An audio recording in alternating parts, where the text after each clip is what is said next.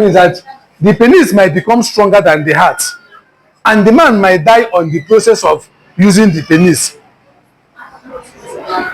All through the time we are seeing that men die on top of women. I've never seen man that die on top of the wife.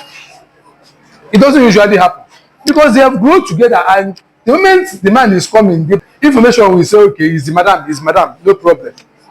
People usually die when they go to these small girls, and because the small girls have already seen them as he's an old man, he cannot perform. The man will want to take this drug to prove to the young girl that he is still a youth at heart. The man will die because the heart might not be strong enough to carry this.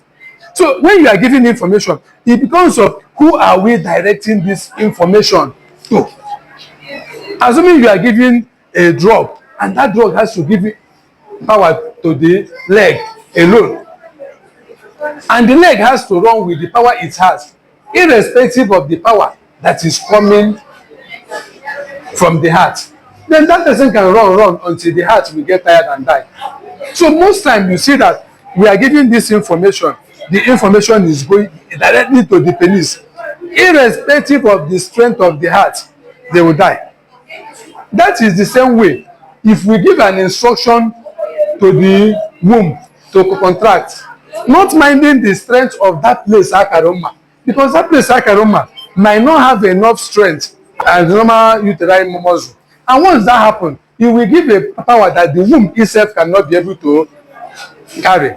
Usually you have uterine rupture. In fact, so some of them can even rupture without entering into labor. They've not entered into labor, they are just on their own, no induction, no augmentation, they will just rupture. So usually whenever you see that there is uterine rupture, know that the woman has gone to one quack place, because no sane doctor will augment or induce a woman who has a previous scar. We don't do that. And another reason why me for once might not be able to induce or augment is that, number one, if you look at that this person has the hypertension, the BP is too high, you try everything possible to bring down the BP, it's still high, and this person is a one cases here, a primary gravidae, you are anticipating some delay and all whatnot. Usually we might advise them for elective CS, because if the BP is that high, how much do you think the BP will be at the pace of the highest of level pain? So sometimes you just advise them, because go through. But once the woman has had cesarean section, it's almost an absolute contraindication to induction. But there's other things we can do. We can try to pass catheter.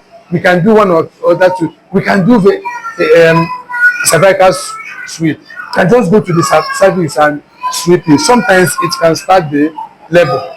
But once it reaches that time and we get the grace and the grace has passed, for them who has a previous scar, the only option is CS. But for somebody who doesn't have a previous scar, you have passed the 6 days, what we are going to do is to do induction. It's only when you have done all your induction and it has failed, and you are sure the whole days has passed, you can advise the person for CS.